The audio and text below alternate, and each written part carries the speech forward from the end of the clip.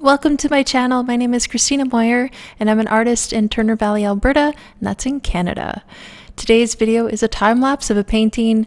This is a small series of birds and berries and little creatures, so I'm not necessarily going to hold back. If there's a cute squirrel or something else, I might add that to the series. We'll see. So as you can see, my process begins with painting the background.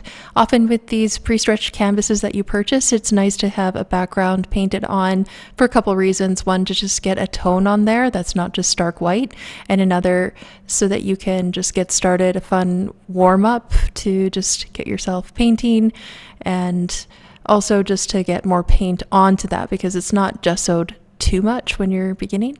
So after that dries, I like to sketch on my subject, and I've got this bird, this little chickadee, sitting on a branch, and I've got other branches. So normally I would paint the other branches, but I wasn't sure if I wanted all of them. So normally I'd paint the ones in the background before doing these ones that are in the foreground that the bird is sitting on.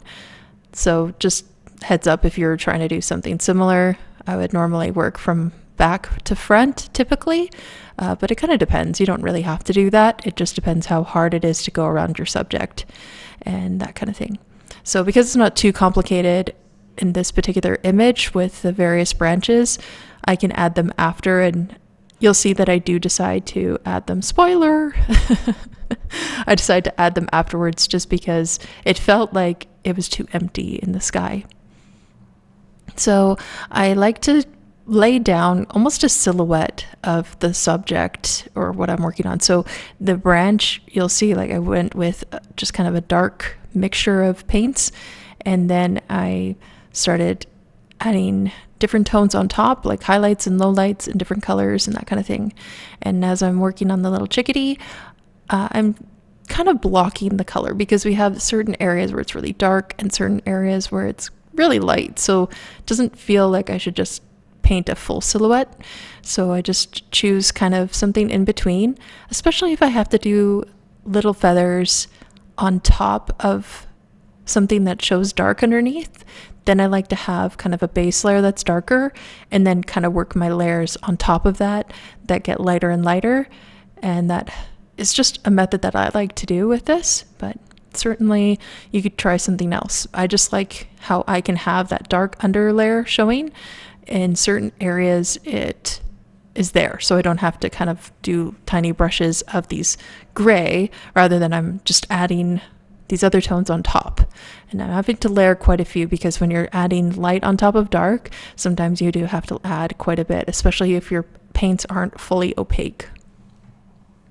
I really love this picture because it was kind of fluffy. Like the feathers on the wings had this nice pale pink tone to them, and this bird just looked really sweet sitting on the branch, kind of just enjoying the winter. It seemed like not really sure what the bird was thinking, or was it looking at something? What was it doing?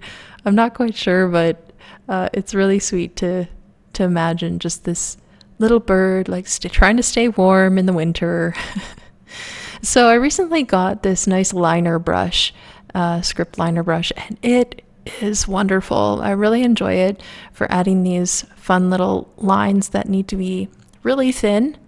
And as you can see, there's lots of thin lines in this piece, so I played around with my script liner a lot. But I also find that my small angular one works really well, and so I'd like to use that a lot as well. Now when I want to add just a tiny little brush stroke, a little feathery stroke, this script liner is really great, and it wasn't expensive, so I really appreciate that. And you can see the layers starting to build on top. It looks kind of like it's wearing its own little winter coat with the soft fuzz that's kind of coming out on the sides. And maybe there was a bit of wind, and maybe that's why it puffed out, or maybe it was just feeling anxious or something. Who knows? I don't really know the psychology of birds. So this is when I decided, okay, finished my bird, finished the branch, and it just felt empty. I wanted to add more of the elements that were in the photograph that I'm using as a reference. I also want to do a quick shout out to Trina Wheaton, who is a photographer of these sweet creatures, and is really the star of my series that I'm working on. So this is just one of many pieces that I'm using from her photographs.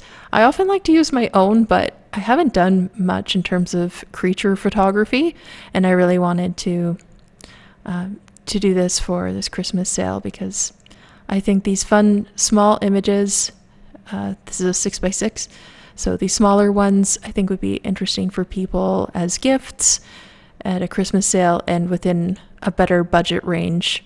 Because once you start getting bigger with paintings, with originals, it just, yeah, it gets more expensive.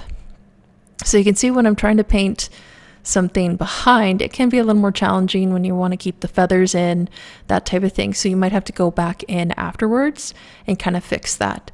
But I really have a lot of fun painting these branches and the bits of bark and random things that show in them. And it's fun. It's good to have variety in the painting, and I enjoy having that as I worked on this. So I also wanted to kind of just shift some of that blue. It just felt too bright and unnatural.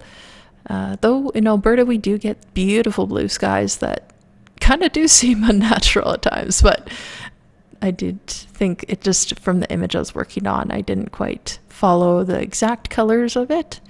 But that's why I use it as a reference. It's not necessarily duplication. It's you're having fun making it your own. So we're coming to the very end of the piece, just adding little tidbits here and there, making sure it's popping where I want it to pop.